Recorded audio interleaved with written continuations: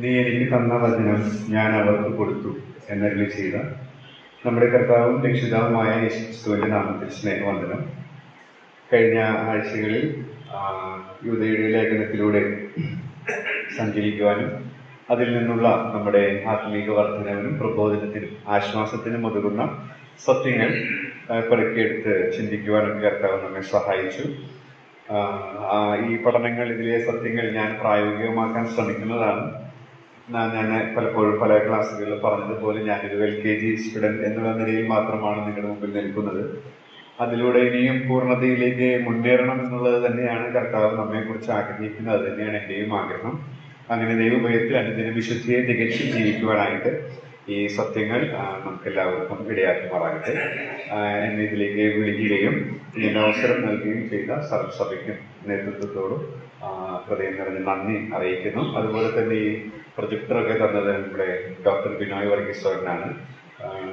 12 ആഴ്ചയും അദ്ദേഹം അത് അനുവദിച്ചു. അദ്ദേഹത്തോട് പ്രത്യേക നന്ദി അറിയിക്കുകയാണ്. അതുപോലെ തന്നെ ഈ കാര്യങ്ങളൊക്കെ എന്നെ സഹായിച്ച എൻ്റെ പ്രിയതമയാണ്.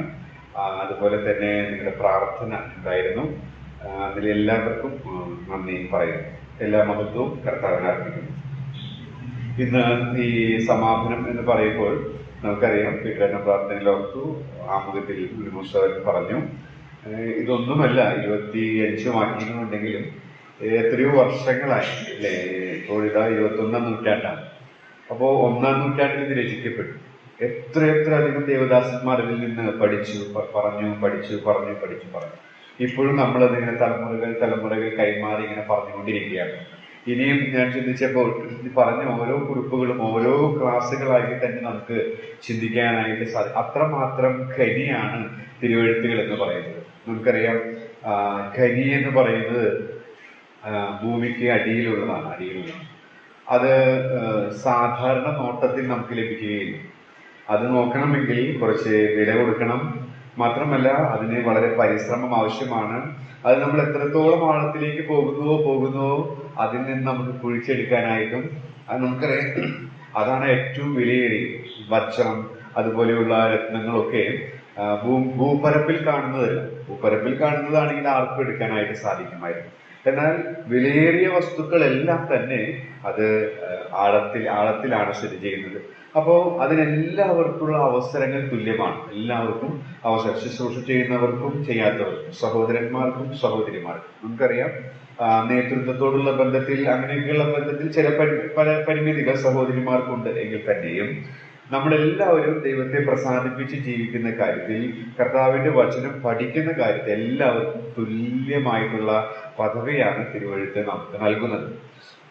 ചില പ്രത്യേകമായ സ്ഥാനങ്ങളോടുള്ള ബന്ധത്തിലുള്ള വ്യത്യാസം ഒഴിച്ച് ക്രിസ്തുവിൽ നമ്മളെല്ലാവരും ഒന്നാണ്, തുല്യരാണ്. എന്നാൽ ആരെല്ലാം മെനക്കെടുന്നുണ്ട് എന്നുള്ളതാണ് നമുക്ക് നമ്മിൽ വ്യത്യാസങ്ങൾ ഉളവാക്കുന്ന ഘടകം എന്ന് പറയുന്നത്. ജെ ഓസ്വാൾഡ് സാൻഡേഴ്സ് എന്ന വ്യക്തിയുടെ ഗ്രന്ഥത്തിൽ തൻ്റെ ഒരു കോട്ട് ഇങ്ങനെയാണ്: ഏതൊന്നിനു വേണ്ടി നാം സമയം ചെലവഴിക്കുമോ അക്കാര്യത്തിൽ നമുക്കുള്ള പ്രാധാന്യത്തെയാണ് അത് സൂചിപ്പിക്കുന്നത്. അറിവുള്ള കാര്യമാണ്, പക്ഷെ ജെ ഓസ്വാൾഡ് സാൻഡേഴ്സിന്റെ കോട്ടാണ്.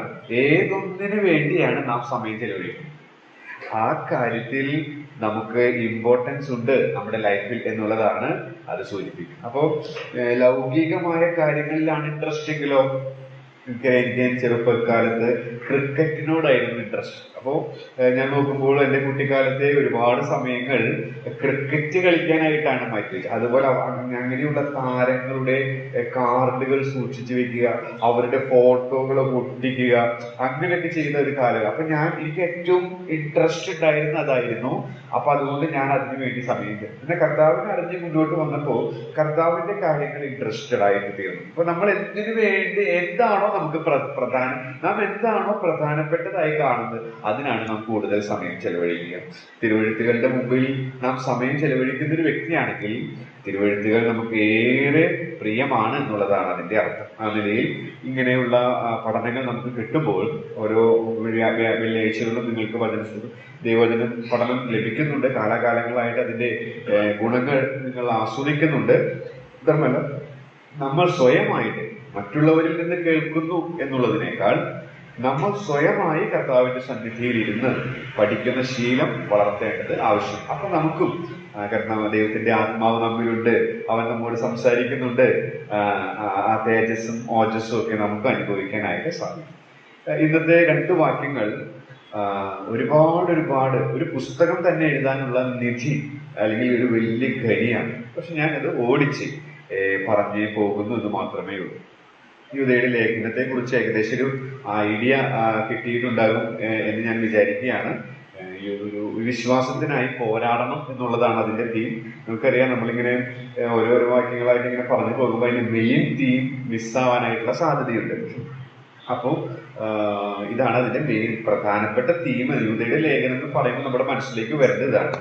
പിന്നെ ആ പോരാടണം എന്നുള്ളത് തന്നെ ഒരു യുദ്ധക്കളത്തിന്റെ പ്രതീതി തരുന്നു. അപ്പോൾ ആദ്യത്തെ 2 വാക്യങ്ങൾ സൈന്യത്തിന്റെ നമ്മുടെ പ്രത്യേകതകളാണ്. സൈന്യം എന്ന് പറയുമ്പോൾ നമ്മുടെ പ്രത്യേകതകളാണ്. പിന്നീട് അതിന് സൈന്യത്തിന് കൊടുത്ത ദൗത്യമാണ്, അതാണ് തീമായിട്ടുള്ളത്, വിശ്വാസത്തിനായിട്ട് പോരാടണം. തുടർന്ന് നമ്മൾ പറഞ്ഞത് ശത്രു സൈന്യത്തിന്റെ പ്രത്യേകത, അത് പറയാനാണ് ഭൂരിഭാഗം വാക്യങ്ങളും എഴുത്തുകാരൻ ഉപയോഗിച്ചിരിക്കുന്നത്. 16 വരെ നമ്മളത് ചിന്തിച്ചു.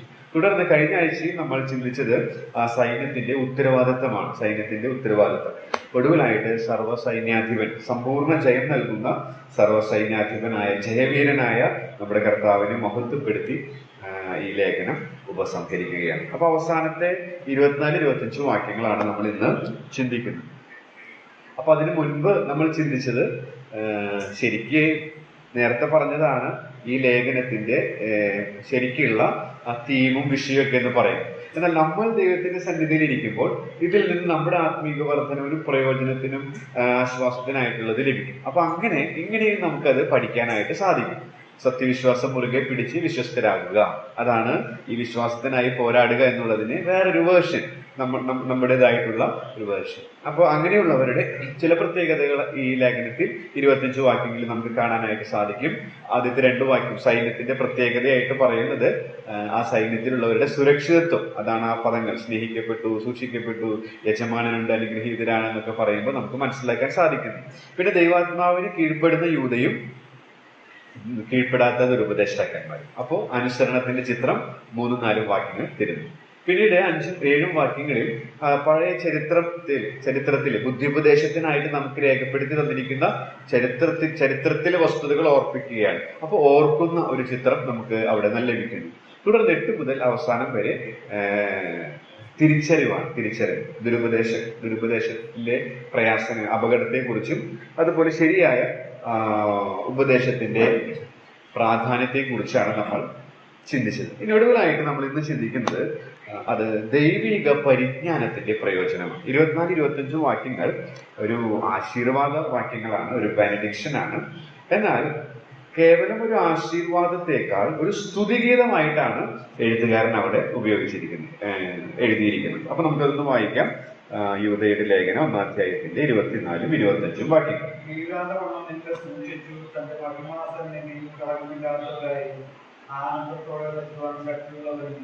നമ്മുടെ കർത്താവായ സർവകാലത്തിനു മുമ്പ് ഇപ്പോഴും സദാകാലത്തോളം തേജസ്സും മഹിമയും ബലവും അധികാരവും ഉണ്ടാകുമാറാകട്ടെ.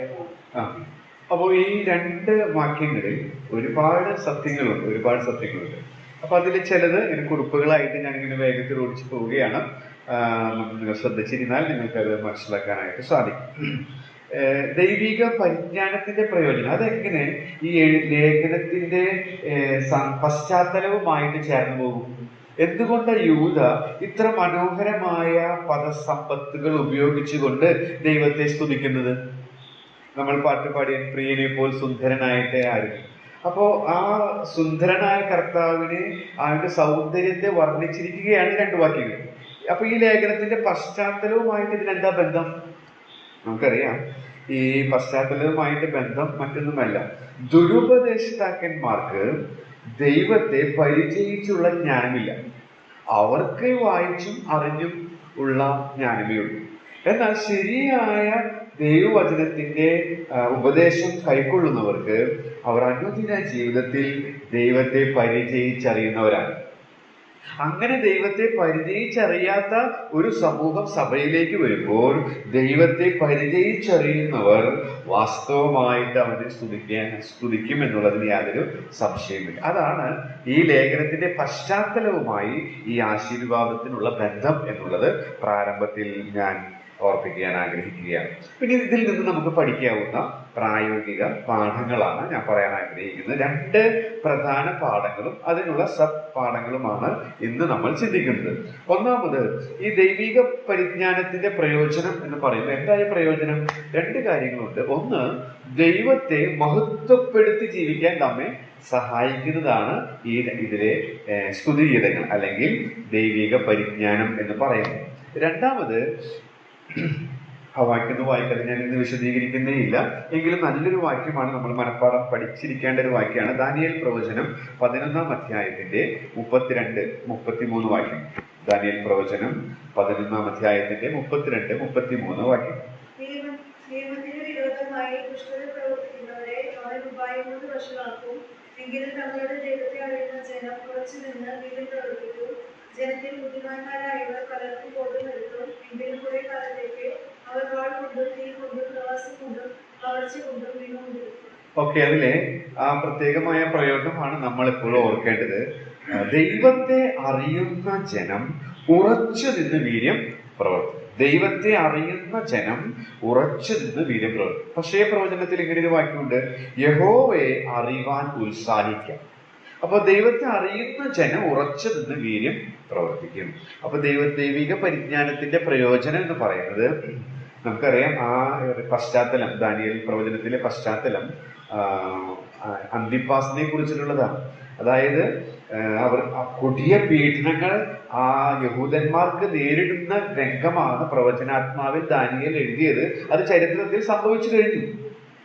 അങ്ങനെയുള്ള ആ പീഡനങ്ങൾ അരങ്ങേറുന്ന സമയത്തും തങ്ങളുടെ ദൈവത്തെ ആരെല്ലാം ശരിയായി അറിഞ്ഞിട്ടുണ്ടോ അവർക്ക് ഉറച്ചു നിൽക്കാനായിട്ട് സാധിക്കും. അപ്പൊ ദൈവിക പരിജ്ഞാനത്തിന്റെ പ്രയോജനം എന്ന് പറയുന്നത് ഉറച്ചു നിൽക്കാൻ നമ്മെ സഹായിക്കും, വീര്യം പ്രവർത്തിക്കാനായിട്ട് സഹായിക്കുന്നുള്ളതാണ്. ആ ഭാഗം അധികം ഞാൻ വിശദീകരിക്കുന്നില്ല, അത് നമ്മുടെ ഈ ഭാഗത്തുള്ള കാര്യങ്ങളല്ല. എങ്കിലും ഞാനിത് ചിന്തിച്ചപ്പോൾ എൻ്റെ മനസ്സിലേക്ക് വന്നതുകൊണ്ട് ഞാൻ അതൊരു പാഠമായിട്ട് എടുത്തു എന്ന് മാത്രമേ ഉള്ളൂ.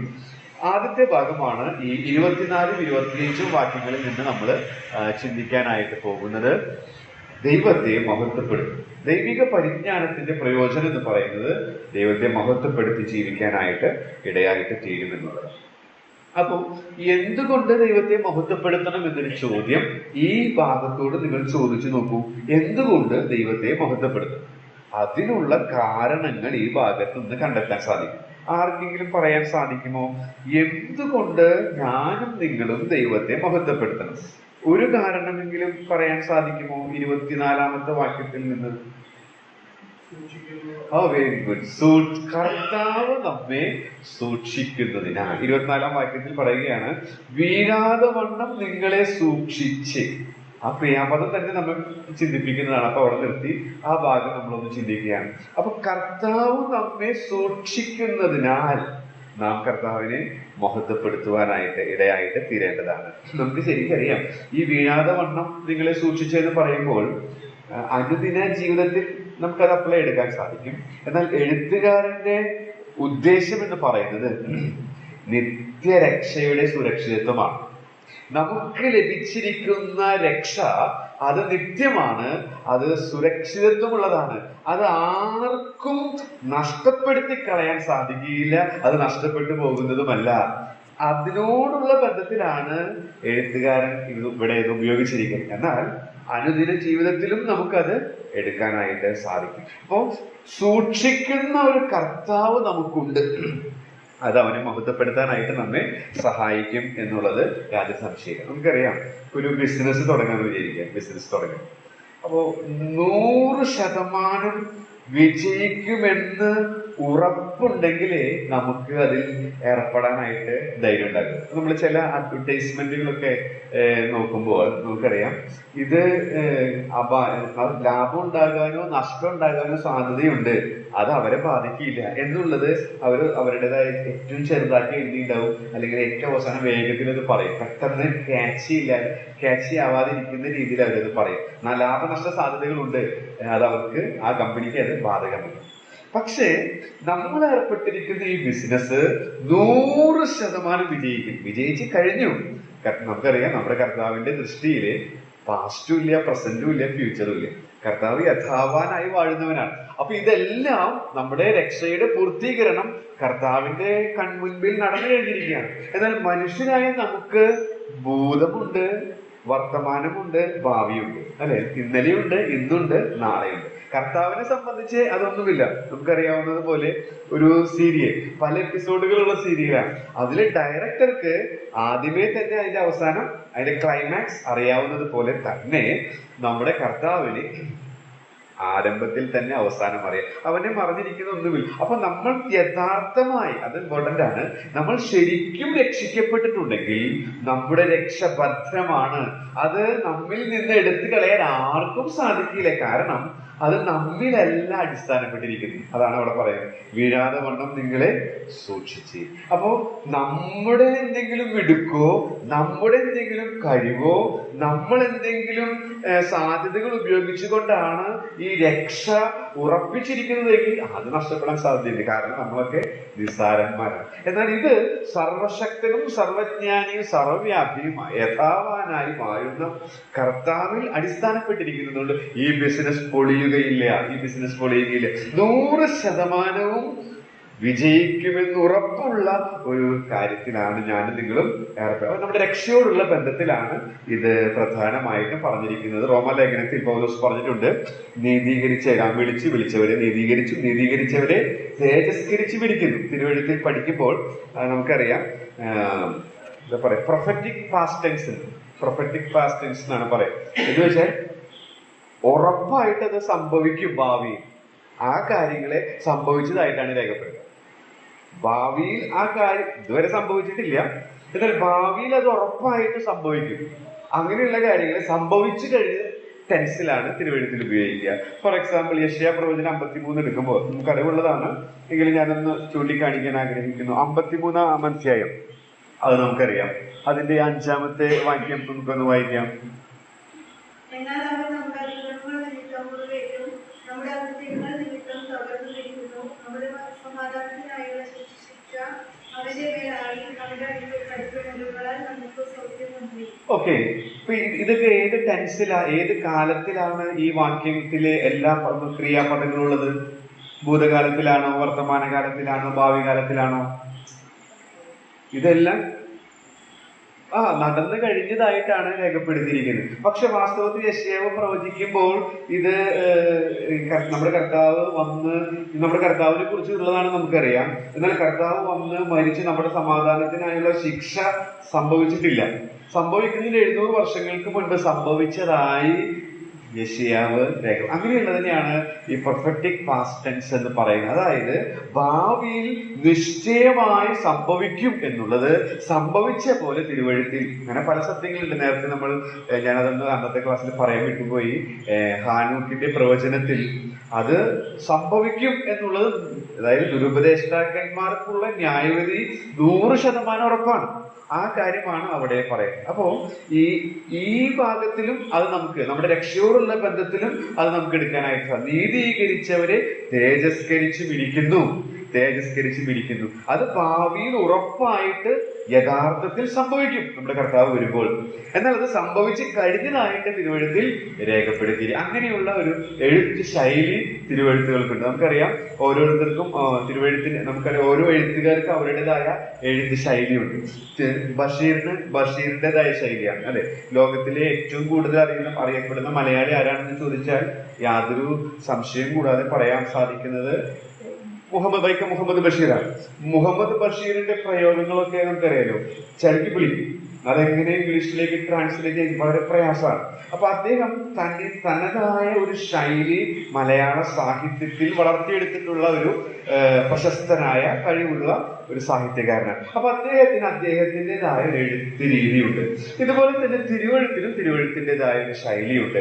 ആ ശൈലിയൊക്കെ നമ്മൾ മനസ്സിലാക്കുമ്പോൾ കുറെ കൂടെ തിരുവഴുത്തിന്റെ മഹിമ മാധുര്യം നമുക്ക് നുകരാനായിട്ട് സാധിക്കും എന്നുള്ളതിന് യാതൊരു സംശയമില്ല. അപ്പൊ എന്തുകൊണ്ട് നമ്മൾ മഹത്വപ്പെടുത്തണം? ലളിതമായിട്ട് നമുക്ക് മനസ്സിലാക്കാൻ സാധിച്ചു. കർത്താവ് നമ്മെ സൂക്ഷിക്കുന്നു. അപ്പൊ ആ സൂക്ഷിക്കുന്നു എന്ന് പറയുമ്പോൾ അതിനൊരു വിശേഷണം കൂടി കൊടുത്തിട്ടുണ്ട് അല്ലെ. എങ്ങനെ സൂക്ഷിക്കുന്നു? വീണ്ടും എങ്ങനെ സൂക്ഷിക്കുന്നു? യെസ്, അപ്പൊ അവിടെ പറഞ്ഞിരിക്കുകയാണ് എങ്ങനെ സൂക്ഷിക്കുന്നു? വീഴാതെ വണ്ണം സൂക്ഷിക്കുന്നു. അപ്പൊ ആ വീഴാതെ വണ്ണത്തിൽ ഞാൻ നിന്നു. അപ്പോൾ കുറച്ച് ആശയങ്ങൾ അതിൽ നിന്ന് വന്നു. അത് ഞാൻ നിങ്ങളുടെ അടുത്തേക്ക് പറയാനായിട്ട് ആഗ്രഹിക്കുകയാണ്. ഒന്നാമതായിട്ട് എന്താണ് ഓർപ്പിക്കുന്നത്? വീഴാതെ വണ്ണം കർത്താവ് നമ്മെ സൂക്ഷിക്കും. അപ്പൊ എന്താണ് ഓർപ്പിക്കുന്നത്? വീഴാതെ വണ്ണം സൂക്ഷിക്കുന്നു എന്ന് പറയുമ്പോൾ എൻ്റെ മനസ്സിലേക്ക് വന്നത് കർത്താവിന്റെ വിശ്വസ്തതയാണ്. നമുക്കറിയാം കർത്താവിന്റെ വിശ്വസ്തത. തെസ്സലോനിക്കർക്ക് എഴുതിയ 2-ാം ലേഖനം 3-ാം അധ്യായത്തിന്റെ 3-ാം വാക്യം വായിക്കേണ്ട. നമുക്കറിയാം, വിളിച്ച ദൈവം വിശ്വസ്തനാണ്. അപ്പോ കർത്താവ് വിശ്വസ്തനാണ്. അവൻ നിങ്ങളെ ഉറപ്പിച്ച് ദുഷ്ടന്റെ കയ്യിൽ അകപ്പെടാതെ അവന് കാത്തുകൊടുക്കും. അതാണ് അവിടെ പറഞ്ഞിരിക്കുന്നത്. അപ്പൊ കർത്താവ് വിശ്വസ്തനാണ്. ദുഷ്ടന്റെ കയ്യിൽ അകപ്പെടാതെ വണ്ണം പിതാവിന്റെ സന്നിധിയിൽ നമ്മെ നിർത്തും. അപ്പൊ അത് അവന്റെ വിശ്വസ്തതയാണ് നമ്മുടെ മനസ്സിലേക്ക് അതാണ് ഞാൻ നേരത്തെ പറഞ്ഞത്. നമ്മുടെ രക്ഷ ഭദ്രമാണ്, നഷ്ടപ്പെടുകയില്ല. എന്താ കാരണം? അത് നമ്മിലല്ല അടിസ്ഥാനപ്പെട്ടിരിക്കുന്നത്, അത് ദൈവത്തിലാണ്. കാരണം അവൻ വിശ്വസ്തനാണ്. വിശ്വസ്തനായ കർത്താവ് ഏറ്റെടുത്ത ഈ കാര്യം ഒരിക്കലും പരാജയപ്പെടുകയില്ല എന്നുള്ളത്, വീഴാതെ വണ്ണം സൂക്ഷിക്കുന്നു എന്നുള്ളത് നമ്മെ ഓർമ്മ. രണ്ടാമത് കർത്താവിന്റെ ആഗ്രഹമാണ്. എടുത്ത് വായിക്കേണ്ട, അങ്ങനെ വായിച്ചാൽ നമ്മുടെ സമയം കടന്നു പോകും. ചില കാര്യങ്ങൾ ഒന്ന് ശ്രദ്ധ കിട്ടാൻ വേണ്ടി വായിക്കാം, അതല്ലാതെ എല്ലാം വായിക്കണമെന്നില്ല. യോഹന്നാൻ 17:15 കർത്താവിന്റെ മഹാപൗരോഹിത്യ പ്രാർത്ഥനയാണ്. ആ പ്രാർത്ഥന നമ്മളൊന്ന് വായിച്ചു നോക്കുക. അതിൽ എത്ര പ്രാവശ്യം പറയണം? നമ്മുടെ മനസ്സിലേക്ക് ഇപ്പൊ തന്നെ വന്നിട്ടായിരിക്കും. ദുഷ്ടന്റെ കയ്യിൽ അകപ്പെടാതെ വണ്ണം അവരെ കാത്തുകൊള്ളണമേ. ഈ ലോകത്തിൽ നിന്ന് എടുക്കണമെന്നല്ല, ദുഷ്ടന്റെ കയ്യിൽ അകപ്പെടാം. അതുപോലെ തന്നെ ഞാൻ ഇരിക്കുന്നിടത്ത് അവരിയ്ക്കണം. അപ്പൊ അങ്ങനെയൊക്കെയുള്ള കർത്താവിന്റെ ഹൃദയത്തിൽ നിന്നുയരുന്ന മനോഹരമായ പ്രാർത്ഥനയാണ് നമുക്ക് അവിടെ കാണാൻ സാധിക്കും. നമുക്ക് വളരെ പ്രശസ്തമായ മിനി ബൈബിൾ എന്നറിയപ്പെടുന്ന വാക്യമുണ്ട്, യോഹന്നാൻ 3:16. അതിലെന്താ പറയുന്നത്? തന്റെ ഏകജാതനായ പുത്രനിൽ വിശ്വസിക്കുന്നവരും നശിച്ചു പോകാതെ അപ്പോൾ നമ്മുടെ കർത്താവിന്റെ ആഗ്രഹമാണത്. ആരും നശിച്ചു പോകരുതെന്ന് പറഞ്ഞാൽ തന്നിൽ വിശ്വസിച്ച ആരും തന്നെ അവരുടെ രക്ഷ നഷ്ടപ്പെട്ടു പോവുകയില്ല. അവരെ കർത്താവ് എവിടെയാണോ നിർത്തേണ്ടത് അവിടെ നിർത്തുക തന്നെ ചെയ്യുമെന്നുള്ളത്. അപ്പൊ കർത്താവിന്റെ വലിയൊരു ആഗ്രഹമാണ് വീഴാതെ വണ്ണം നമ്മെ സൂക്ഷിക്കുക എന്നുള്ളത് നമുക്ക് കാണാനായിട്ട് സാധിക്കും. അടുത്തായിട്ട് മൂന്നാമതായിട്ട് കർത്താവിന്റെ പര്യാപ്തത. എബ്രായ ലേഖനത്തിൽ നാം വായിക്കുന്നുണ്ട്, പൂർണ്ണമായി രക്ഷിപ്പാനായിട്ട് അവൻ ശക്തനാണ്. അപ്പോൾ കർത്താവ് നമ്മിൽ ആരംഭിച്ച ആ വേല അത് നിവർത്തിക്കുക തന്നെ ചെയ്യും. അതിന് അവൻ ശക്തനാണ്. അവന് വേറെ ആരുടെയും സഹായം ആവശ്യമില്ല. അതപ്പോ വീഴാതെ വണ്ണം സൂക്ഷിക്കുന്നു എന്ന് പറയുമ്പോൾ നമ്മുടെ കർത്താവിന്റെ പര്യാപ്തത നമ്മെ ഓർപ്പിക്കുന്നു എന്നുള്ളതാണ്. ഒരു കാര്യം പറയാനായിട്ട് ആഗ്രഹിക്കുന്നത്, നമുക്കറിയാം ഇതിനോടനുബന്ധിച്ച് ഞാൻ പ്രഭാതത്തിൽ ധ്യാനിച്ചപ്പോൾ ചേർത്ത കാര്യങ്ങളൊന്നും കൂട്ടിച്ചേർക്കുന്നതേ ഉള്ളൂ, ഈ ഭാഗവുമായിട്ട് ബന്ധമില്ല. ലൂക്കോസിന്റെ സുവിശേഷം 22-ാം അധ്യായത്തിലേക്ക് വരാം. ലൂക്കോസിന്റെ സുവിശേഷം 22-ാം അധ്യായത്തില് കർത്താവ് അരുമ ശിഷ്യനായ പത്രോസിന് വേണ്ടി പ്രാർത്ഥിക്കുന്ന പ്രാർത്ഥനാ വാചകം നമുക്ക് കാണാൻ സാധിക്കും. അപ്പോൾ വീഴ്ചയുമായിട്ട് ബന്ധമുള്ളതുകൊണ്ട് ഞാനത് പറയണമെന്ന് മാത്രമേ ഉള്ളൂ. ലൂക്കോസിന്റെ സുവിശേഷം 22-ാം അധ്യായത്തിന്റെ 31-32 വാക്യങ്ങൾ വായിക്കാമോ? ശീമോനെ ശീമോനെ, സാത്താൻ നിങ്ങളെ കോതമ്പ് പോലെ പാറ്റേണ്ടെന്ന് കൽപ്പന ചോദിച്ചു. ഞാനോ നിന്റെ വിശ്വാസം പോയി പോകാതിരിക്കാൻ നിനക്ക് വേണ്ടി അപേക്ഷിച്ചു. എന്നാൽ നീ ഒരു സമയം തിരിച്ചു വന്ന ശേഷം നിന്റെ സഹോദരന്മാരെ ഉറപ്പിച്ചുകൊള്ളുക. ഓക്കെ, അപ്പൊ ഇത് കഴിഞ്ഞ ദിവസം ബുധനാഴ്ചയാണെന്ന് ചൊവ്വാഴ്ച ബുധനാഴ്ച രാവിലെ വചനം വായിക്കാനായിട്ട് ഇരുന്നപ്പോൾ ഞാൻ ചിന്തിച്ചൊരു ആശയമാണ്. അതായത് ഇവിടെ പത്രോസിന് വേണ്ടി നമ്മുടെ കർത്താവ് ഇടിവിൽ നിൽക്കാണ്. എന്തിനാണ് പ്രാർത്ഥിക്കുന്നത്? വിശ്വാസം പോകരുത്. കാരണം സാത്താൻ പാറ്റാൻ പോവുകയാണ്. അപ്പോ എന്തിനെ കുറിച്ചാണ് പറഞ്ഞിരിക്കുന്നത് നമുക്ക് എല്ലാവർക്കും അറിയാം. നമ്മുടെ കർത്താവിന് പത്രോസ് തള്ളിപ്പറയും. എത്ര വട്ടം തള്ളിപ്പറയുമെന്ന് നമുക്കറിയാം. 3 വട്ടം തള്ളി. അപ്പോ ആ പാപം എന്ന് പറയുന്നത് നിസ്സാര പാപമാണോ? കർത്താവിന്റെ വാക്കുകൾ കടമെടുത്താൽ നമുക്കറിയാം, മനുഷ്യരുടെ മുമ്പിൽ തന്നെ തള്ളി പറയുന്നതിന് പിതാവിന്റെ മുമ്പിലും തള്ളി. അപ്പോ നിസ്സാര പാപമാണോ? അല്ല, ഗൗരവമുള്ള പാപമാണ്.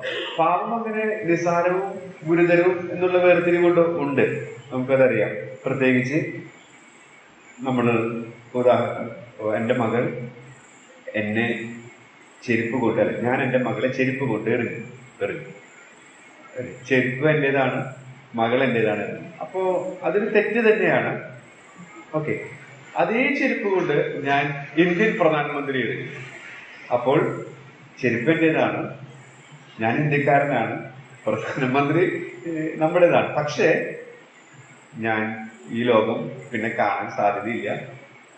നമുക്കറിയാം, അമേരിക്കൻ പ്രസിഡന്റിനെ തന്നെ ഒരു പത്രസമ്മേളനത്തിൽ ഇതെറിഞ്ഞിട്ട് അദ്ദേഹം ഇതുവരെ പുറലോകം കണ്ടിട്ടില്ല. അപ്പൊ ഞാൻ പറഞ്ഞത്, തെറ്റുകൾക്ക് ഗൗരവം ഉണ്ട്, കൂടുതലും കുറവുമുണ്ട്. ഇവിടെ പത്രോസ് ചെയ്തത് ഗുരുതരമായ തെറ്റാണ്. ഇപ്പൊ ചെയ്യാൻ പോകുന്നത്, ഈ വായിച്ച ലൂക്കോസ് 22:31-32 വാക്യത്തിന്റെ അടിസ്ഥാനത്തിൽ ഗുരുതരമായൊരു തെറ്റ് ചെയ്യാനായിട്ട് പത്രോസ് പോവുകയാണ്. പക്ഷെ കർത്താവ് പ്രാർത്ഥിക്കുന്നത് ആ തെറ്റ് അവൻ ചെയ്യാൻ ഇടയാകരുത് എന്നല്ല, മറിച്ച് അവന്റെ വിശ്വാസം പോകരുത്. നമുക്കറിയാം, കർത്താവ് ആ തെറ്റ് ചെയ്യാനായിട്ട് അനുവദിച്ചു എന്ന് വെച്ചാൽ കർത്താവിന് ഇഷ്ടമല്ല. പെർഫെക്റ്റ് വില്ലും പെർമിസീവ് വില്ലും ഉണ്ടല്ലോ. കർത്താവിനത് മനസ്സില്ല, പക്ഷെ തീരുമാനം എടുക്കാനുള്ള കഴിവ് നമുക്ക് തന്നിരിക്കുക. കർത്താവിനത് വേദനയുണ്ട്, പക്ഷെ ആ ഗുരുതരമായ വീഴ്ച പത്രോസിൽ ഉണ്ടാകാനായിട്ട് ഇടയായിട്ടുണ്ട്. കർത്താവ് എന്തിനത് അനുവദിച്ചു? അതാണ് എന്റെ ചിന്ത വിഷയമായിരുന്നു. എന്തിനാണ് ആ പത്രോസിന്റെ ജീവിതത്തിൽ ഇല്ലെങ്കിൽ എന്തിന് കളർഫുൾ ആയി തീർന്നതിന് എന്നാണ് നമ്മുടെ ചിന്ത. പക്ഷേ എന്തുകൊണ്ട് അവിടെ ആ വീഴ്ച വരരുതേ എന്ന് പ്രാർത്ഥിക്കാതെ വിശ്വാസം പോകരുതേ എന്ന് പ്രാർത്ഥിക്കും? ഞാൻ മനസ്സിലാക്കുന്ന ആശയം പൗലോസിന്റെ ജീവിതത്തിനോടുള്ള ബന്ധത്തിൽ ചേർത്ത് ചിന്തിക്കാം, അതിന് ശേഷം പറയാമെന്ന് വിചാരിക്കുന്നു. നമുക്കൊക്കെ തെറ്റുകൾ സംഭവിക്കാനായിട്ട് ഇടവരുന്നത് നമ്മെ കൂടുതൽ താഴ്മയുള്ളവരാക്കാനായിട്ടാണ്. ശരിക്കും പറഞ്ഞാൽ അതാണ് പർപ്പസ്. പക്ഷെ അത് സംഭവിക്കുന്നില്ലെങ്കിൽ അത് അതിനേക്കാൾ വലിയ ഗുരുതരമായ ഒരു കാര്യം. പത്രോസിനെ സംബന്ധിച്ച് ആ തള്ളി പറഞ്ഞത് കർത്താവിന്റെ ആ നോട്ടത്തിന്റെ മുൻപിൽ അവന്റെ കുറവുകളെ, താൻ എത്ര ബലഹീനനാണെന്ന് ശരിക്കും വരച്ച് കാണിച്ചു. കർത്താവ് അത് എത്ര വട്ടം അവനോട് പറഞ്ഞു, ജഡം ബലഹീനമാണ്, നീ ഉണർന്നിരുന്ന് പ്രാർത്ഥിക്കണം എന്ന്. ഇന്നർ സർക്കിളിലുള്ള, നമുക്കറിയാം കർത്താവിനൊരു ഇന്നർ സർക്കിൾ ഉണ്ട്, ശിഷ്യന്മാരുണ്ട്, എന്നാൽ ഇന്നർ സർക്കിളിലുള്ള ശിഷ്യന്മാരുണ്ട്. അവരോട് കർത്താവ് കൃത്യമായിട്ട് പറഞ്ഞു, പലതവണ പറഞ്ഞു. പക്ഷേ പാഠം പഠിച്ചില്ല. പക്ഷെ പിന്നീട് പഠിച്ച പാഠം അവ മറന്നുമില്ല. അപ്പോ നമ്മുടെ ജീവിതത്തിൽ വരുന്ന വീഴ്ചകൾ കൊണ്ട് സാധിക്കേണ്ടത് നമ്മൾ എത്ര നിസ്സാരരാണ്, നമ്മൾ എത്ര ബലഹീനരാണ് എന്നുള്ള പാഠം നമ്മൾ പഠിക്കണം. അങ്ങനെ പഠിച്ച പത്രോസാണ് പിന്നീട് ഒരു 30 വർഷം കൂടെ കഴിഞ്ഞപ്പോൾ പത്രോസ് പറഞ്ഞു, ദൈവം നിഗളികളോട് എതിർത്ത് നിൽക്കുന്നു, താഴ്മയുള്ളവർക്കോ കൃപ. അപ്പൊ വീഴ്ചകളും താഴ്ചകളും നമ്മുടെ ഈ ലോകയാത്രയിൽ വിശുദ്ധീകരണ പ്രക്രിയ, വിശുദ്ധീകരിച്ചുകൊണ്ടിരിക്കുന്നു, തേജസ്കരിക്കും. അപ്പൊ ഇപ്പൊ നമ്മൾ ജീവിക്കുന്നത് വിശുദ്ധീകരിച്ചുകൊണ്ടിരിക്കുന്ന പ്രക്രിയയിലാണ്. അതുകൊണ്ടാണ് ഒരു പാപം ചെയ്താൽ ഏറ്റുപറഞ്ഞ് ഉപേക്ഷിക്കണമെന്ന് 1 യോഹന്നാൻ 1 നമ്മൾ വായിക്കുന്നത്. അപ്പോൾ ഇതെല്ലാം നമ്മളൊക്കെ സംഭവിക്കും. ചിലത് പിടിക്കപ്പെടും, ചിലത് പിടിക്കപ്പെടില്ല. ഈ പ്രക്രിയ നമുക്കുണ്ട്, അത് കർത്താവിനറിയാം. അതുകൊണ്ടാണ് അതിനുള്ള സൊല്യൂഷൻസും കർത്താവ് വെച്ചിരിക്കുന്നത്. പക്ഷേ നമ്മൾ ചെയ്യേണ്ട ഒരു കാര്യം, അത് നമ്മെ കൂടുതൽ എളിമയുള്ളവരാക്കണം, താഴ്മയുള്ളവരാക്കണം, ആഴത്തിൽ അത് ഹൃദയത്തിൽ പതിയണം. പത്രോസ് അത് ശരിക്കും പഠിച്ചു. നമ്മളത് പഠിക്കണമെന്നാണ് കർത്താവ് നമ്മെ കുറിച്ച് കൂടുതൽ താഴ്മയുള്ളവരാക്കി മാറ്റണം. പത്രോസ് പഠിച്ചത്, കർത്താവ് പറഞ്ഞു, കർത്താവ് അതിനുവേണ്ടി പ്രാർത്ഥിച്ചു, എന്നിട്ട് അവൻ വീണു. കാരണം താൻ അത്രമാത്രം നിഗളം തന്നെ ഉണ്ടായിരുന്നു. എന്ന് വെച്ചാൽ നിഗളം എന്ന് വെച്ചാല് സ്വന്തം ശക്തിയിൽ ആശ്രയിക്കാൻ സാധിക്കുക, അതാണ് ഉദ്ദേശിക്കുന്നത്. സ്വന്തം ആലോചന, സ്വന്തം മിടുക്കിൽ ആശ്രയിച്ച് എനിക്കെല്ലാം ചെയ്യാൻ സാധിക്കും. ഇതുകൊണ്ടാണ് അത് നമ്മെ ബോധ്യപ്പെടുത്തി തരാൻ കർത്താവ് ആഗ്രഹം. കാരണം ദൈവത്തിന് ഏറ്റവും ഇഷ്ടമില്ലാത്തൊരു പാപമാണ് നിഗളം. സ്വർഗത്തിലെ ദൂതൻ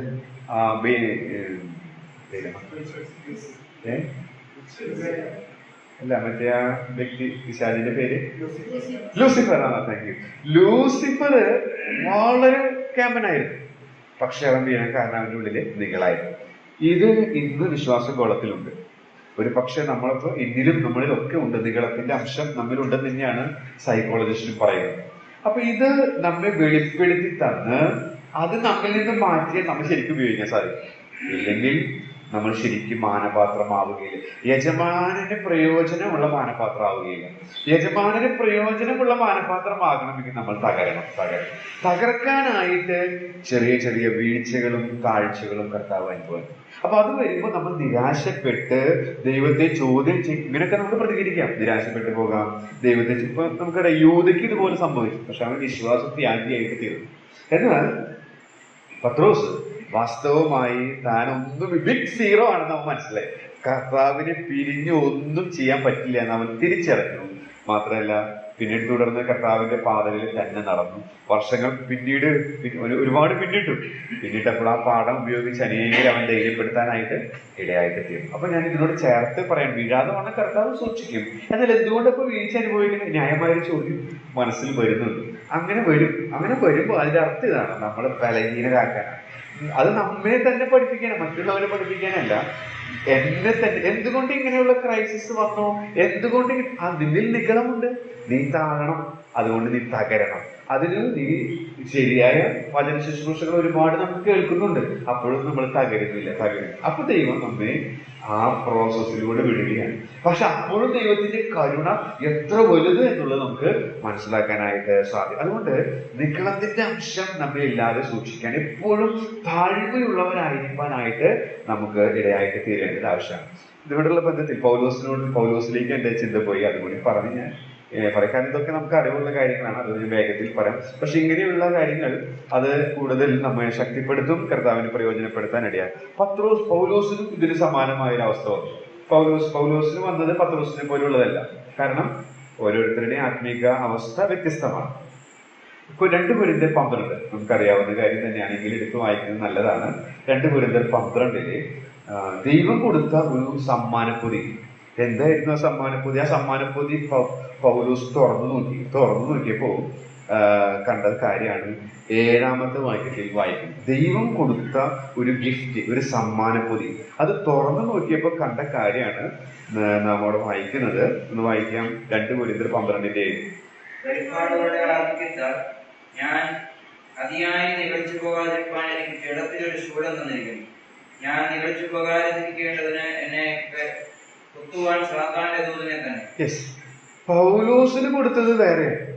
പൗലോസിന് കൊടുത്തത് ആ സമ്മാനം എന്ന് പറയുന്നത് അതൊരു ശൂലമാണ്. പൊതി തുറന്ന് എനിക്കൊരു സമ്മാനം തരാന്ന് പറഞ്ഞില്ലേ, അപ്പൊ ആ സമ്മാനം നമ്മൾ തുറന്നു നോക്കുമ്പോ അതെന്നെ കുത്തുന്ന ഒരു സംഭവമാണെങ്കിലോ ഇങ്ങനെ. അപ്പൊ ഇത് കിട്ടിയപ്പോ, ഈ സമ്മാനം കിട്ടിയപ്പോ ന്യായമായിട്ടും വളരെ ക്ലോസ് ആണ് കർത്താവ് പൗലോസ്. നേരിട്ട് പൗലോസ് കർത്താവ്, എന്തിനാ കർത്താവ് നീ തന്നിരിക്കുന്നത്? അതെന്നെ നീക്കാമോ? കുറെ കൂടെ എനിക്ക് ശോഭിക്കാലോ. അപ്പോ 3 വട്ടം ചോദിച്ചു. അപ്പൊ കർത്താവ് പറഞ്ഞു, എന്റെ കൃപ നിനക്ക് മതി. അപ്പൊ കൃപ നേരത്തെ നമ്മൾ വായിച്ചു കഴിഞ്ഞ് നിഗളം, അത് നമുക്ക് ചേർത്ത് ചിന്തിക്കാൻ സാധിക്കും. പൗലോസെ, നിന്നെ ഞാൻ ഒത്തിരി സ്നേഹിക്കുന്നു, അതുകൊണ്ടാണ് എനിക്ക് സമ്മാനം തന്നത്. സമ്മാനം നിന്നെ കുത്തുന്ന ദൂതനാണെങ്കിലും അതിന്റെ പിന്നിൽ ഞാൻ നിന്നെ ഒത്തിരി സ്നേഹിക്കുന്നുണ്ട്. കാരണം ഇല്ലെങ്കിൽ നീ നിഗളിച്ചു പോകും. കാരണം ഈ നൂറ്റാണ്ടുകളായിട്ട് ഫോളോ ചെയ്യാൻ പോകേണ്ട കാര്യങ്ങൾ നിന്നിലൂടെയാണ് ഞാൻ തരാൻ പോകുന്നത്.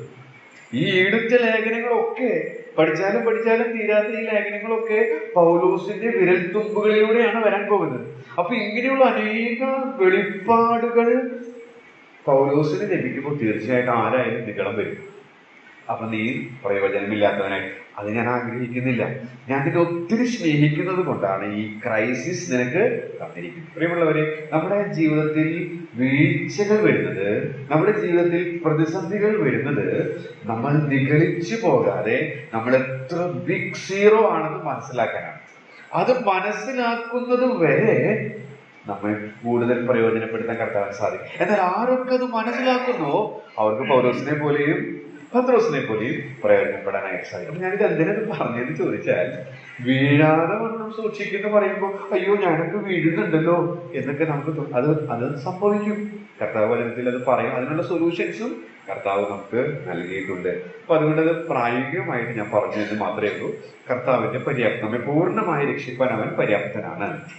മാത്രമല്ല സങ്കീർത്തനം 121 വായിക്കുന്നത് പോലെ നിന്റെ കാൽ വഴുതുവാൻ അവൻ സമ്മതിക്കില്ല. രക്ഷയോടുള്ള ബന്ധത്തിൽ അത് 100% നമുക്ക് എടുക്കാനായിട്ട് സാധിക്കും. അടുത്തതായിട്ട് കർത്താവിന്റെ സംരക്ഷണം നമുക്ക് കാണാനായിട്ട് സാധിക്കും. നേരത്തെ വായിച്ച അതേ വാക്യം തന്നെയാണ് 2 തെസ്സലോനിക്കർ 3:3. അവിടെ നാം വായിക്കുന്നത് കർത്താവ് വിശ്വസിച്ച് അവൻ നിങ്ങളെ ഉറപ്പിച്ച് ദുഷ്ടന്റെ കയ്യിലകപ്പെടാൻ കാത്തുകൊള്ളു. അതേ പ്രയോഗം തന്നെയാണ് ഇവിടെ. Keep now to him who is able to keep you from stumbling. അപ്പൊ കീപ്പ് എന്നുള്ള പദം, സൂക്ഷിക്കുക എന്നുള്ള പദം, അതിന്റെ മൂലഭാഷയിൽ അത് ഒറിജിനൽ വായനക്കാർ വായിക്കുമ്പോൾ അവർക്ക് മനസ്സിലാവുന്നത് ഒരു ഗാർഡ്, ഒരു ശക്തനായ കരുത്തനായ ഒരു വ്യക്തി കാക്കുന്നത് പോലെ, സംരക്ഷിക്കുന്നത് പോലെ എന്നുള്ള ആശയമാണ്. അപ്പൊ നമുക്ക് ആ സൂക്ഷിച്ച് എന്നുള്ള പദം നമ്മുടെ മനസ്സിലേക്ക് കൊണ്ടുവരുന്നത് കർത്താവ് നമുക്ക് നൽകുന്ന ഒരു ഗാർഡിനെ പോലെയുള്ള ഒരു പ്രൊട്ടക്ഷൻ നമുക്കുണ്ട് എന്നുള്ളതാണ്. അടുത്തത് 5-ാം ഒടുവിലായിട്ട് കർത്താവിന്റെ പക്ഷവാത ശുശ്രൂഷ. യോഹന്നാന്റെ 17 നമുക്കത് കാണുന്നുണ്ട്. അവരെ ലോകത്തിൽ നിന്ന് എടുക്കണമെന്നല്ല, ദുഷ്ടന്റെ കയ്യിലകപ്പെടാതെ വന്ന് അവരെ കാത്തുകൊള്ളണം എന്നത്രേ ഞാൻ അപേക്ഷിക്കും. കർത്താവിന്റെ പക്ഷവാത ശുശ്രൂഷ. ഇത് നമ്മുടെ തേജസ്കരണത്തോടുള്ള ബന്ധത്തിലുണ്ട്. അതോടൊപ്പം തന്നെ വിശുദ്ധീകരണ പ്രക്രിയ അനുദിനം നമുക്കും അത് അനുഭവിക്കാനായിട്ട് സാധിക്കും എന്നുള്ളതിന് യാതൊരു സംശയം. അപ്പൊ ഒന്നാമത്തെ പാഠം ദൈവത്തെ മഹത്വപ്പെടുത്തും. എന്തുകൊണ്ട് ദൈവത്തെ മഹത്വപ്പെടുത്തണം? ഒന്നാമത് പറഞ്ഞത് കർത്താവ് നമ്മെ സൂക്ഷിക്കും. രണ്ടാമത്തെ കാര്യം നിങ്ങൾക്ക് പറയാൻ സാധിക്കുമോ? ആ 24-ാമത്തെ വാക്യം നിരീക്ഷിച്ച്.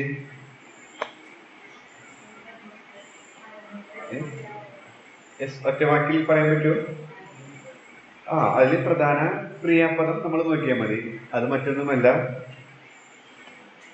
കർത്താവ് നമ്മെ നിൽക്കുമാറാക്കുന്നവനാകയാൽ. എന്തുകൊണ്ട് ദൈവത്തെ സ്തുതിക്കണം? ആ നിർത്തുക എന്നുള്ളത് വളരെ പ്രധാനപ്പെട്ടതാണ്. നമുക്ക് കൊലോസ്യ ലേഖനവും അതുപോലെയുള്ള എഫേസ്യ ലേഖനമൊക്കെ നമ്മൾ ചേർത്ത് ചിന്തിക്കുമ്പോൾ ഒരുപാട് ആശയങ്ങൾ അതുകൊണ്ട് അതിൽ നിന്ന് കിട്ടും. എന്നാൽ ഇവിടെ നിന്ന് തന്നെ നമുക്ക് ചില കാര്യങ്ങൾ പറക്കിയെടുക്കാൻ സാധിക്കും. അതേ ഞാനിപ്പോൾ പറയാനായിട്ട് ശ്രമിക്കുന്നുള്ളൂ. അപ്പോൾ എന്തുകൊണ്ട് കർത്താവിനെ മഹത്വപ്പെടുത്തണമെന്ന് ചോദിച്ചാൽ, കർത്താവ് നമ്മെ നിൽക്കുമാറാക്കും. അപ്പൊ നിൽക്കുമാറാക്കുക എന്ന് പറയുമ്പോൾ വേഗം നമ്മുടെ മനസ്സിലേക്ക് വരുന്നത് റോമർ 3:23. അതെന്താ പറയുന്നത് വാക്യം? അറിയാലോ, എല്ലാവർക്കും അറിയാവുന്ന വാക്യമാണ്. ഒരു വ്യത്യാസവും ഇല്ല, എല്ലാവരും പാപം ചെയ്യും ദൈവ തേജസ്. അപ്പൊ ദൈവ തേജസ് ഇല്ലാതെ കുറവുള്ളവരായിട്ട്, അതായത് ദൈവ തേജസ്സിന്റെ മുമ്പിൽ നിൽക്കാനുള്ള ശേഷി ഇല്ലാത്തവർ, അതാണ് അതിന്റെ ആശയം. അപ്പോ പാപമുഖാന്തരം നീതിമാനും പരിശുദ്ധനുമായ ദൈവത്തിന് മുമ്പാകെ നിവർന്നു നിൽക്കാൻ കഴിവില്ലാത്തവരായി ഞാനും നിങ്ങളും തീരുന്നു. എന്നാൽ ദൈവത്തിന്റെ സ്തോത്രം, അവൻ നമ്മെ നിർത്തും എന്നാണ് പറയുന്നത്. നിവർന്നു നിൽക്കുവാനുള്ള കഴിവ് തന്നു. എങ്ങനെയാണ് കഴിവ് തന്നത്? നമുക്കറിയാം. അവൻ നിഷ്കളങ്കയാഗമായിട്ട് അർപ്പിക്കും. അവൻ തന്നെത്താൻ നിഷ്കളങ്കയാഗമായി അർപ്പിച്ച് ഒരുക്കിയ രക്ഷമുഖാന്തരം നമ്മെ അവന്റെ മുമ്പാകെ നിർത്താൻ പ്രാപ്തരാക്കി. നമുക്ക് ഇപ്പോൾ സ്വയമായിട്ട് നിൽക്കാനായിട്ട് സാധിക്കുകയില്ല. അവൻ നമ്മെ നിർത്തിയതാണ്. അതുകൊണ്ട് നമുക്ക് അവനെ മഹത്വപ്പെടുത്താനായിട്ട് സാധിക്കും. അപ്പോൾ അത് നമ്മെ ഓർപ്പിക്കുന്ന ചില പാഠങ്ങൾ, ഒരു 5 കുറിപ്പുകൾ ഇവിടെ നിന്നും പിന്നെ കൊലോസ്യരിൽ നിന്നും പറഞ്ഞ് മുന്നോട്ട് പോകാനായിട്ട് ആഗ്രഹിക്കുകയാണ്. ഒന്നാമതായിട്ട് അതിൽ നിന്ന് നമുക്ക് നിരീക്ഷിക്കുമ്പോൾ കണ്ടെത്താൻ സാധിക്കുന്നത്, ദൈവം നമ്മെ നിൽക്കാൻ പ്രാപ്തരാക്കുന്നു. കാരണം നമുക്ക് സ്വന്തമായിട്ട് നിൽക്കാനായിട്ട് സാധിക്കില്ല എന്നുള്ളതാണ്. അപ്പൊ അത് നമുക്ക് പഠിക്കാനായിട്ട്, നമ്മൾ വീഴാതെ സൂക്ഷിക്കുന്നത് മാത്രമല്ല, വീഴാതെ സൂക്ഷിച്ച് നിൽക്കാനായിട്ട് നമ്മെ പ്രാപ്തിപ്പെടുത്തുന്നു. രണ്ടാമത്, നാം നിർത്തുവാൻ ശക്തിയുള്ളവൻ എന്നുള്ള പ്രയോഗത്തെ നമ്മെ പഠിപ്പിക്കുന്നത് അവിടെ നമ്മൾ വായിക്കുന്നത് ഇങ്ങനെ, കളങ്കമില്ലാത്തവരായി ആനന്ദത്തോടെ നിർത്തുവാൻ ശക്തി. അപ്പൊ എങ്ങനെ നിർത്തുന്നു എന്ന് ചോദിച്ചാൽ, കുറ്റമറ്റവരായി നിൽക്കാനായിട്ട് നമ്മെ പ്രാപ്തരാക്കും. പിന്നെ മറ്റൊരു കാര്യം അവിടെ നമ്മൾ വായിക്കേണ്ടത്, ദൈവം നമ്മെ അവന്റെ സന്നിധിയിൽ നിൽക്കാൻ പ്രാപ്തരാക്കും. ദൈവത്തിന്റെ സന്നിധിയിലേക്കുള്ള പ്രവേശനം ധാരാളമായി പ്രാപിക്കുന്നത്. ഇതാണ് 2 പത്രോസ് 1 നമ്മൾ വായിക്കുന്നത്. അപ്പോ ആ ആദരവോടുകൂടിയുള്ള പ്രവേശനം, ധാരാളമായ പ്രവേശനം എന്ന് വെച്ചാൽ ആദരവോടുകൂടിയുള്ള ഒരു പ്രവേശനം നമുക്ക് കർത്താവിന്റെ മുമ്പാകെ ലഭിക്കും എന്നുള്ളതാണ്. അപ്പോൾ കർത്താവിന്റെ സന്നിധിയിൽ തന്നെ നിൽക്കാനായിട്ട് നമ്മെ പ്രാപ്തരാക്കും. മാത്രമല്ല ആനന്ദത്തോടെ, മറ്റൊരു വിശേഷണം കൂടി അതുണ്ട്, വലിയ സന്തോഷത്തോടെ, ഈ ലോകത്തിൽ നമ്മൾ അനുഭവിച്ചിട്ടില്ലാത്ത വണ്ണം അത്രമാത്രം ആനന്ദത്തോടെ, അതിന് പ്രവാചക ശബ്ദം നമ്മൾ വായിക്കുന്നത് നിത്യാനന്ദം അനുഭവിക്കും എന്നുള്ളതാണ്. ഇതുവരെ ആരും അനുഭവിക്കാത്ത വലിയ സന്തോഷത്തോടെ നിൽക്കാനായിട്ട് പ്രാപ്തരാക്കും. മാത്രമല്ല കൊലോസ് ലേഖനത്തിലെ, എഫേസ്യ ലേഖനത്തിലൊക്കെ നാം വായിക്കുന്നത് കറ ചുളുക്കം ഒന്നുമില്ലാതെ തേജസ്സോടെ, പാട്ടിലൊക്കെ അത് കൂടെ ഓർക്കാനിടയായിട്ട് തേജസ്സോടെ നിൽക്കാനായിട്ട് നമ്മെ പ്രാപ്തരാക്കുന്നു എന്നുള്ളതാണ്. അപ്പൊ എന്തുകൊണ്ട് ദൈവത്തെ മഹത്വപ്പെടുത്തണം എന്ന് ചോദിച്ചാൽ ഈ കാര്യങ്ങൾ ഇത് തന്നെ നമുക്ക് വീണ്ടും ധ്യാനിക്കാനായിട്ട് സാധിക്കും. അപ്പോൾ നമുക്ക് ദൈവത്തിന്റെ ആത്മാവാശയങ്ങൾ, സത്യങ്ങൾ വെളിപ്പെടുത്തരും. ഞാൻ അതൊന്നും പറയാനായിട്ട് ഇപ്പോൾ ആഗ്രഹിക്കുന്നില്ല. അപ്പം ദൈവിക പരിജ്ഞാനത്തിന്റെ പ്രയോജനത്തിൽ ഒന്നാമതായിട്ട് നമ്മൾ പറഞ്ഞത് ദൈവത്തെ നമുക്ക് മഹത്വപ്പെടുത്താനായിട്ട് സാധിക്കും. സങ്കീർത്തനത്തിൽ നാം 2 പ്രാവശ്യം വായിക്കുന്ന ഒരു പ്രയോഗമാണ് യഹോവ മഹത്വമുള്ളവരെന്ന് എപ്പോഴും പറയണം. അപ്പൊ ദൈവത്തെ എപ്പോഴും മഹത്വപ്പെടുത്തുക എന്നുള്ളതാണ് നമ്മളെ കുറിച്ച് ദൈവം ആഗ്രഹിക്കുന്ന ഒരു കാര്യം എന്ന് പറയുന്നത്. ഇനി 3ാമത്തെ കാര്യം എന്ന് പറയുന്നത് അത് 25-ാം വാക്യത്തിൽ ഓരോരോ പദപ്രയോഗങ്ങളാണ്. ആ ഗുണങ്ങൾ ദൈവത്തിന് സർവകാലത്തിന് മുമ്പ് ഉണ്ടായിരുന്നതാണ്, ഇപ്പോഴുള്ളതാണ്, ഇനി സദാകാലത്തോളം ഉള്ളതാണ്. ആ കാര്യങ്ങളാണ് നമ്മൾ ഇനിയുള്ള കാര്യങ്ങൾ വായിക്കാനായിട്ട് പോകുന്നത്. അപ്പൊ അടുത്തത് നമ്മൾ വായിക്കാനാകും. നമ്മൾ 25-ാം വാക്യത്തിലേക്ക് വരുമ്പോൾ എന്താ തിരിച്ചറിയുന്നത്? ദൈവിക പരിജ്ഞാനത്തിന്റെ പ്രയോജനം അത് ദൈവത്തെ മഹത്വപ്പെടുത്തുകയാണ്. എന്തുകൊണ്ട് ദൈവത്തെ മഹത്വപ്പെടുത്തുന്നത്? കർത്താവ് നമ്മെ സൂക്ഷിക്കുന്നു, കർത്താവ് തന്നെ നിൽക്കുമാറാക്കുന്നു.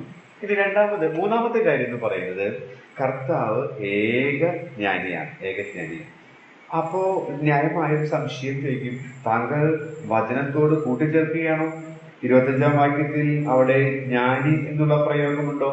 മലയാളത്തിൽ അതില്ല, എന്നാൽ ഇംഗ്ലീഷിലും മൂലഭാഷയിലും അതുണ്ട്. ചില കാര്യങ്ങൾ അങ്ങനെ വിട്ടുപോയിട്ടുണ്ട്, തർജ്ജമ ചെയ്യും. ഏകദൈവം എന്നുള്ളത് ഏകജ്ഞാനിയായ ദൈവം, വൈസ് എന്നുള്ള പ്രയോഗം കിങ് ജെയിംസ് വേർഷനിലും NIV-യിലും അതുപോലെയുള്ള ഇതര ആധികാരിക എല്ലാ തർജ്ജമകളിലും നമുക്ക് കാണാൻ സാധിക്കും. മലയാളത്തിൽ അതില്ല. അപ്പോൾ ഏകദൈവം എന്ന് പറഞ്ഞാലും ഓക്കെ, എന്നാൽ കുറച്ചുകൂടെ ഈ ഈ ലേഖനവുമായിട്ട് ചേർച്ചയുള്ളത് ഏകജ്ഞാനിയായ ദൈവമാണ്. അപ്പൊ എന്തുകൊണ്ട് ദൈവത്തെ മഹത്വപ്പെടുത്തണമെന്ന് ചോദിച്ചാൽ അവൻ ഏകജ്ഞാനിയാണ്. നമുക്കറിയാം ഈ 1-ാം നൂറ്റാണ്ടിലുള്ള പ്രധാനപ്പെട്ട ദുരുപദേശം എന്ന് പറയുന്നത് ജ്ഞാനവാദമാണ്. ജ്ഞാനവാദം. അപ്പൊ അതിനെക്കുറിച്ചൊക്കെ യോഹന്നാന്റെ ലേഖനത്തിലും അത് നമ്മൾ പഠിക്കുന്നത്, തിമോഥെയോസിന്റെ 2-ാം ലേഖനത്തിലൊക്കെ ഈ ദുരുപദേശ വിശ്വാസത്യാഗം സംഭവിക്കുന്നതൊക്കെ പ്രധാനപ്പെട്ടതായിട്ട് പറയുന്നത് ജ്ഞാനവാദികളാണ്. അപ്പോ ഈ എഴുത്തുകാരനായ യൂദ കൊച്ചു ലേഖനാണെങ്കിലും കാച്ചിക്കുറുക്കിയ കവിതകൾ എന്ന് നമ്മൾ പറയാറുള്ളത് പോലെ കാച്ചിക്കുറുക്കിയ വരികളാണ്, പദസമ്പത്താണ് താൻ ഈ ലേഖനത്തിൽ ഉപയോഗിക്കുന്നത്. അങ്ങനെ ഒരു പ്രയോഗമാണ് ഏകജ്ഞാനിയായത്. ഇതേ പ്രയോഗം പൗലോസും റോമാലേഖനത്തിൽ ഉപയോഗിച്ചിട്ടുള്ളത് നമുക്കറിയാൻ സാധിക്കും. അപ്പൊ ഏകജ്ഞാനിയായ ദൈവം എന്ന് പറയുമ്പോൾ യൂദ പറയുകയാണ്, നിങ്ങളെ സമീപിക്കുന്ന ദുരുപദേഷ്ടാക്കളുണ്ടല്ലോ, അവർക്ക് ഈ ജ്ഞാനമില്ല. അവരുടെ ജ്ഞാനം എന്ന് പറയുന്നത് യാക്കോബ് പറയുന്ന പോലെ പ്രാകൃതമാണ്, പൈശാചികമാണ്, ഭൗമികമാണ്. പ്രാകൃതമായ, ഭൗമികമായ, പൈശാചികമായ ജ്ഞാനത്തിൽ നിന്ന് വരുന്ന വാക്കുകളാണ് ജ്ഞാനവാദികൾ നമ്മുടെ ഇടയിൽ കൊണ്ടുവരുന്നത്.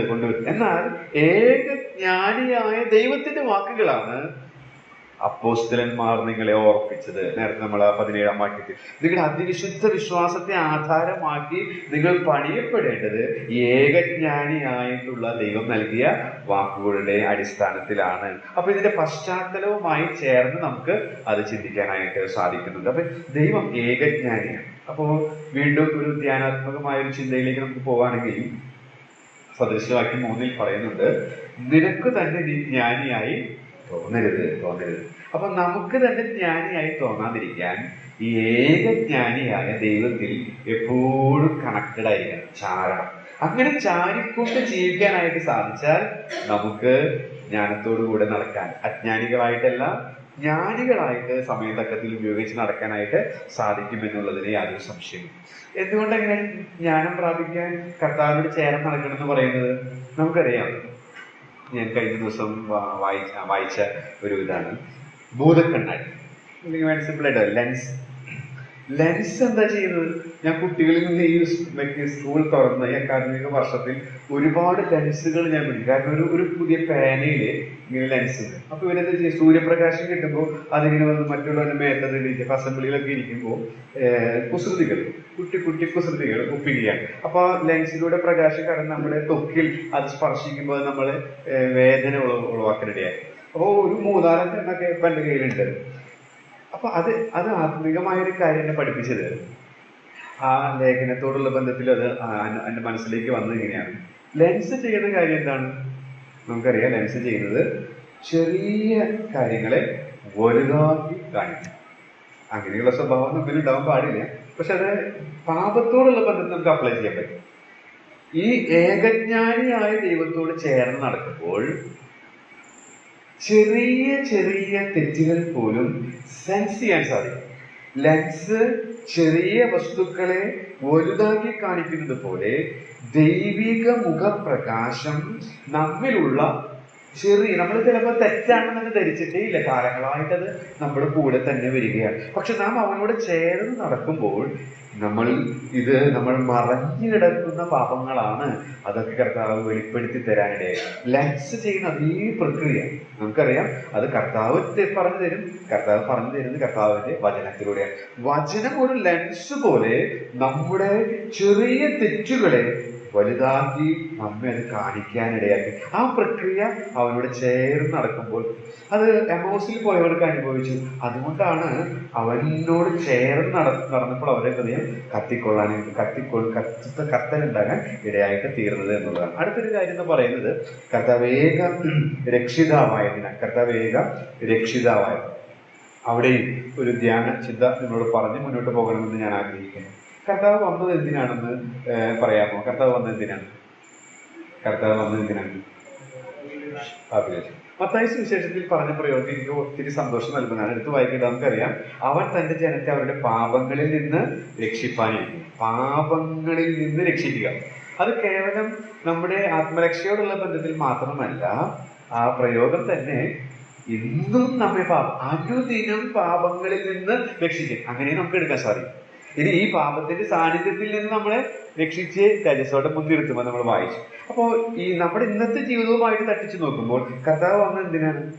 നമ്മൾ അനുദിനം പാപങ്ങളിൽ നിന്ന് രക്ഷിക്കാൻ. അതിനുവേണ്ടിയാണ് അവൻ ക്രൂശിൽ മരിച്ചത്. അതിന്റെ സാധ്യത ഇന്നും നമുക്ക് അനുഭവിക്കാൻ സാധിക്കും. അനുഭവിക്കുന്നുണ്ടോ? അതാണ് ചിന്തിക്കേണ്ട കാര്യം. അനുദിനം ഇന്നത്തെ ദിവസം എടുക്കാം. എന്നെ കർത്താവ് ഈ പാപത്തിൽ നിന്ന് രക്ഷിച്ചു, എനിക്ക് ജയിക്കാൻ സാധിച്ചു എന്ന് പറയാൻ സാക്ഷ്യപ്പെടുത്താൻ സാധിക്കും. അങ്ങനെ സാധിച്ചാൽ സന്തോഷം. അതിനാണ് കർത്താവ് വന്നതിന്റെ ഉദ്ദേശം അതാണ്. നമ്മൾ ലോകത്തോട് പറയുന്നുണ്ട്, പക്ഷെ നമ്മുടെ ജീവിതത്തിൽ അത് അനുഭവിക്കുന്നുണ്ടോ? രക്ഷ അനുഭവിച്ചു, പക്ഷേ അതൊരിക്കലും എന്നേക്കുമായി സംഭവിച്ചു കഴിഞ്ഞു. പക്ഷെ അനുദിന ജീവിതത്തിൽ നാം മറ്റുള്ളവരോട് കർത്താവ് നിന്നെ പാപത്തിൽ നിന്ന് രക്ഷിക്കുമെന്ന് നമ്മൾ കഴിച്ചു കൊള്ളുമ്പോൾ മറ്റു വിരലുകളൊക്കെ നമ്മളോട് പറയുകയാണ്, നീ പറയുന്ന നീ ഇന്നിന്റെ പാപങ്ങളിൽ നിന്ന് രക്ഷപ്പെട്ടിട്ടുണ്ടോ? അതിൽ നിന്നും രക്ഷിക്കാൻ കൂടിയാണ് കർത്താവ് വന്നത്. ഏക രക്ഷകനായിട്ട് വന്നു എന്നുള്ളതിൽ നിന്ന് നമുക്കത് പഠിക്കാനായിട്ട് സാധിക്കും. അടുത്തത് നാം പിന്നെ വായിക്കുന്ന പദമാണ് കർത്താവ് സദാകാലവും ഇന്നും എല്ലാ കാലത്തേക്കും മുമ്പും ഒക്കെ ഉണ്ടായ ഗുണഗണങ്ങളാണ് നമ്മൾ വായിക്കുന്നത്. തേജസ്സുണ്ട്, മഹിമയുണ്ട്, അതുപോലെ ഇതിനൊക്കെ നമുക്ക് ധ്യാനാത്മകമായി ചിന്തിക്കാൻ സാധിക്കും. ഞാനതൊന്നും പറയാനായിട്ട് ഇപ്പോൾ ആഗ്രഹിക്കുന്നില്ല. അപ്പം ഇതെല്ലാം കർത്താവിനെ മഹത്വപ്പെടുത്താനായിട്ട് നമ്മെ സഹായിക്കുന്ന ഘടകങ്ങളാണ്. അപ്പൊ എന്തുകൊണ്ട് മഹത്വപ്പെടുത്തണം എന്ന് ചോദിച്ചാൽ ഈ കാരണങ്ങളാൽ മഹത്വപ്പെടുത്തണം. ഇതെല്ലാം ദുരുപദേഷ്ടാക്കളുമായിട്ട് ചേർത്ത് നമുക്ക് ചിന്തിക്കാം.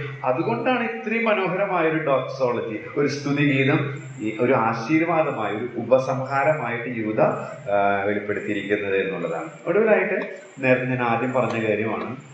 ഒന്ന് ഞാൻ പറഞ്ഞത് ദൈവത്തെ മഹത്വപ്പെടുത്തുക. രണ്ടാമത് ദൈവത്തിനായിട്ട് വീര്യം പ്രവർത്തി. ദൈവിക പരിജ്ഞാനത്തിന്റെ പ്രയോജനത്തിൽ രണ്ടാമത് ദൈവത്തിനായിട്ട് വീര്യം പ്രവർത്തി. തിരുവഴുത്തിൽ നമ്മൾ നോക്കുമ്പോൾ എല്ലാവരും അബ്രഹാം എടുക്കുക, എല്ലാവരും എടുത്താൽ, എല്ലാ വിശ്വാസ വീരന്മാരും എടുത്താൽ അവർ അറിഞ്ഞ ദൈവത്തെ കുറിച്ചിട്ടുള്ള അറിവാണ് അവരുടെ ജീവിതത്തിൽ വിശ്വാസമായി അവർ വീര്യം പ്രവർത്തിക്കാൻ സഹായിച്ചത്. അപ്പൊ നമ്മുടെ ജീവിതത്തിന്റെ നിലവാരം ഉയർന്നിരിക്കുന്നുവെങ്കിൽ, ഭൗതിക നിലവാരമല്ല ആത്മിക നിലവാരം ഉയർന്നിരിക്കുന്നുവെങ്കിൽ അതിന്റെ അർത്ഥം എന്താണെന്ന് അറിയാമോ? നമുക്ക് നമ്മുടെ ദൈവത്തെ, നാം വിശ്വസിച്ചിരിക്കുന്ന ദൈവത്തെ കുറിച്ചിട്ടുള്ള അറിവ് ഉന്നതമാണെന്നുള്ളതാണ്. നാം വിശ്വസിച്ചിരിക്കുന്ന ദൈവത്തെ കുറിച്ചിട്ടുള്ള അറിവ് ശുഷ്കമെങ്കിൽ നമ്മുടെ ആത്മീക ജീവിതവും ശുഷ്കമായിരിക്കും.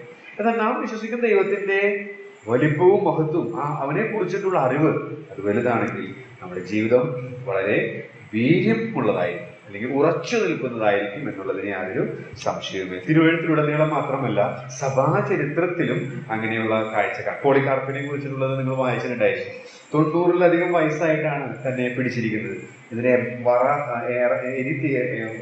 തിളച്ച് മറിയുന്ന എണ്ണയിൽ ഇടാൻ പോകുമ്പോൾ അദ്ദേഹം പറഞ്ഞത്, ഇത്ര കാലം ഒരു ദോഷവും അവൻ എനിക്ക് ചെയ്തിട്ടില്ല. കാരണം അവന്റെ അടുത്തൊന്നും ഞാൻ സെൻസ് ചെയ്യാം, ഇങ്ങനെ എന്നോട് ഒരു ദോഷവും ചെയ്യാത്തവന് ഞാൻ ഇങ്ങനെ തല്ലി പറയും, ഉടനെ അവനെ പിടിച്ച് ചെയ്യും. എന്നാൽ ആ എണ്ണയിലിട്ട് വെന്ത് മരിച്ചുപോയില്ല. അവനെ എടുത്ത് വീണ്ടും വീണ്ടും ജീവിക്കാനായിട്ട് അനുവദിക്കുകയാണ്. അപ്പോഴും ആ കഠിന വേദനയിലും കർത്താവിനെ തള്ളി പറയുന്നില്ല. കാരണം കർത്താവ് അടുത്തുണ്ട്, അവനാണ് എന്നെ നടത്തുന്നത്, അവനോട് ഞാൻ സംസാരിക്കും, അവനെ കുറിച്ച് ഞാൻ വായിക്കുന്നത്, പിന്നെ എങ്ങനെ ഞാൻ അവനെ തള്ളി പറയും? പക്ഷെ നമുക്ക് അവൻ അടുത്തുണ്ടെന്ന് സെൻസേ ഇല്ല. അതാണ് നമ്മുടെ പ്രശ്നം. പക്ഷെ അവനെ ശരിക്കും അടുത്ത് അറിയുമ്പോൾ ദാനിയേലിന്റെ പ്രവചനത്തിൽ വായിച്ചതുപോലെ ഉറച്ചു നിന്ന് വീര്യം പ്രവർത്തിക്കാനായിട്ട് സാധിക്കും എന്നുള്ളതിന് യാതൊരു സംശയം. അപ്പൊ ഇന്ന് ഇതോടുകൂടെ ഞാൻ അവസാനിപ്പിക്കുകയാണ്. യൂദയുടെ ലേഖനത്തിൽ നിന്ന് ഞാൻ മനസ്സിലാക്കിയ കാര്യങ്ങൾ ഇങ്ങനെയാണ്. ഞാനൊരു കാര്യം പറഞ്ഞ് അവസാനിപ്പിക്കാൻ ആഗ്രഹിക്കുന്നു. നമ്മളൊരു നാൾ കർത്താവിന്റെ മുമ്പാകെ നിൽക്കും. അപ്പോൾ തീർച്ചയായും കർത്താവ് ചോദിക്കും എന്ന് ഞാൻ പ്രതീക്ഷിക്കുന്ന ഒരു ചോദ്യമാണ്. അത് ഓരോ സന്ദേശത്തോടും നമ്മൾ കേൾക്കുമ്പോൾ ചിന്തിക്കേണ്ടതാണ്. ഇന്ന് കേട്ട സന്ദേശത്തോട് നീ എന്ത് ചെയ്തു? അത് ഈ ക്ലാസ്സിനോടുള്ള ബന്ധത്തിൽ ഞാൻ പറയുന്നതല്ല, ഓരോ വചന ശുശ്രൂഷ കിട്ടുമ്പോഴും ഞാനും നിങ്ങൾ ചോദിക്കേണ്ട ചോദ്യമാണ്. ഇന്ന് ലഭിച്ച സന്ദേശത്തോട്, അത് എളിയവരാകാം വലിയവരാകാം, നാം എന്ത് ചെയ്തു? നീ എന്ത് ചെയ്തു? നിത്യതയിൽ കർത്താവിന്റെ മുമ്പാകെ ഞാനും നമ്മൾ നിൽക്കുമ്പോൾ നമുക്കറിയാം നിത്യതയുണ്ട്, നമ്മളൊക്കെ കണക്ക് ബോധിപ്പിക്കേണ്ടതാണെന്നത് വാസ്തവമാണ്. ഇന്ന് കേട്ട സന്ദേശത്തോട് നീ എന്ത് ചെയ്തു? അങ്ങനെ ഓരോ സന്ദേശത്തോടും നമ്മൾ ക്രിയാത്മകമായി പ്രതികരിച്ചാൽ യജമാനന് ഉപയോഗമുള്ള, പ്രയോജനമുള്ള മാനപാത്രമായിട്ട് തീരാൻ സാധിക്കും. അതിനായിട്ട് വചനം പറഞ്ഞതിനെയും കേട്ട നിങ്ങളെയും ദൈവത്തിന്റെ ആത്മാവ് സഹായിക്കുമാറാകട്ടെ.